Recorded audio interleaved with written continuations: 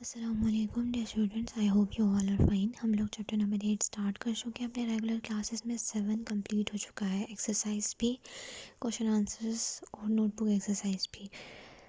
Chapter 8 میں ہم نے پڑھا تھا اے سیکنڈ فادر کہ کس طرح سے پروویس جو ہے ایبل میگوچ دی پرزنر، جو کہ پپ کو ہیلپ آؤٹ کر چکا ہے، ہیلپ کیا اس نے، فارچون دے کے اپنی ساری کی ساری، وہ آ جاتا ہے، اس کو بہت زیادہ اون کرتا ہے، اسے اپنا ہونے کا احساس دلاتا ہے، اس کو اپنی محبت جو وہ پیار پپ سے کرتا ہے ایک بیٹے کی طرح، اس کو وہ سب بیان کرتا ہے، اور پپ کو تھوڑا تھوڑا جو ہے احساس ہونے لگتا ہے کہ اس نے یہ سب پپ کے لیے کیا اور وہ پپ سے کتنا زیادہ افیکشنیٹ ہے اور لگاؤ رکھتا ہے۔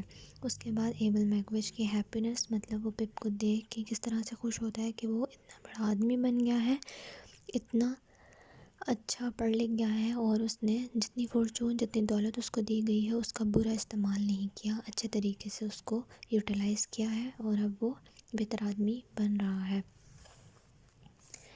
ساری سٹوری جس طرح سے بتائی گئی کہ وہ کس طرح سے بھاگا، آسٹریلیا سے آیا فارمنگ چھوڑ کے، اب اس کو چھپنا ہے، تو پپ از ویری کنسرنڈ، پپ بہت زیادہ پریشان ہے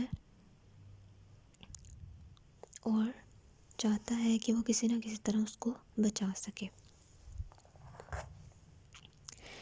I knew of a quiet house not far from ours۔ میں ایک بہت ہی خاموش گھر کو جانتا ہوں جہاں پر سکون ہوتا ہے، جو کہ میرے گھر سے زیادہ دور نہیں۔ I was able to get a room there for Provis۔ وہاں پر میں پرووس کے لیے کمرہ لے سکتا تھا۔ After I got the room، جب میں نے کمرہ لے لیا، I went to see Jaggers۔ میں مسٹر جیگرس کو ملنے کے لیے گیا۔ When he saw me، جب انہوں نے مجھے دیکھا، he stood up slowly۔ وہ آہستہ آہستہ کھڑا ہو گیا۔ I could see that he already knew what I had come to tell۔ ایسا پتہ لگ رہا تھا دیکھنے سے کہ انہیں وہ بات پہلے ہی معلوم ہے جو انہیں میں بتانے آیا تھا۔ Don't say any name to me۔ مجھے کوئی بھی نام نہ بتانا۔ He said۔ اس نے کہا۔ You understand۔ تم سمجھ جاؤ گے۔ No name، کہ کوئی بھی نام نہیں۔ Don't tell me anything۔ مجھے کوئی بھی چیز مت بتانا۔ In this way Mr. Jaggers could honestly say۔ اس طرح سے کہ جس طرح وہ پپ کو منع کر رہے تھے کہ پپ انہیں کوئی بھی بات نہ بتائے، اس سے وہ ایمانداری سے یہ کہہ سکتے تھے کہ nobody told me that Provis had come back to England۔ کہ کسی نے بھی ان کو نہیں بتایا کہ پرووس جو ہے وہ انگلینڈ آ چکا ہے۔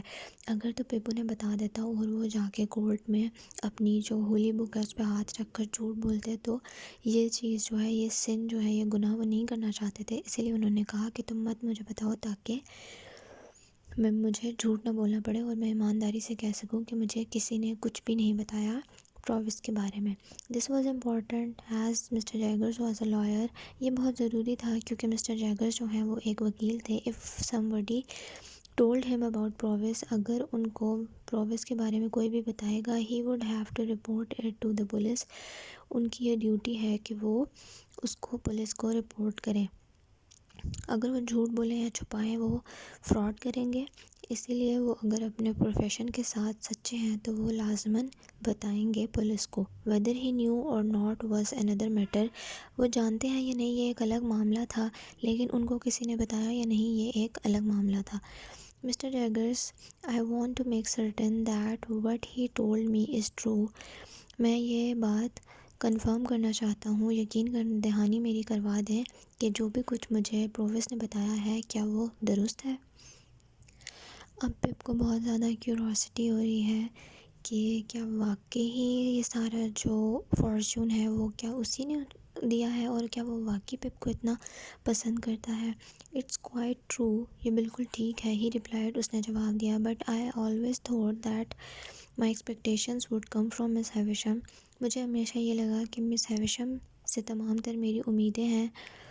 I never told you that said Mr. Jaggers۔ Mister Jaggers نے کہا کہ میں نے تو تمہیں کبھی بھی یہ نہیں بتایا۔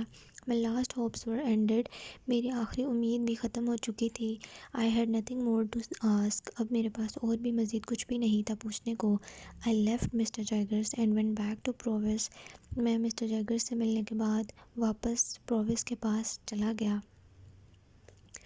پروویس مسٹ لیو انگلینڈ. یہاں سے ہم لوگ نیکسٹ لیسن میں پڑھیں گے. آپ لوگوں کو کام جو ہے چیپٹر کی کمپلیشن کے بعد دیا جائے گا. بیگ ایکسرسائزز آپ لوگ کی پچھلے ٹرم کی طرح ہوم ورک ہی ہوں گی، اور بکس اور نوٹ بکس دونوں آپ کو کب چیک کروانی ہے وہ آپ کو جو ڈیٹس ہیں وہ الاٹ کر دی جائیں گی، بتا دی جائیں گی. آپ لوگ تب اپنی بکس جو ہے وہ اسکول میں سبمٹ کروا دیں گے.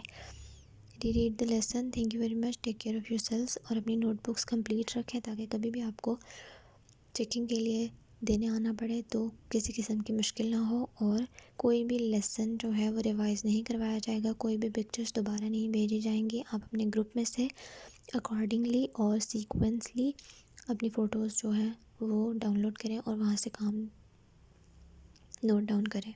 Thank you. اللہ حافظ.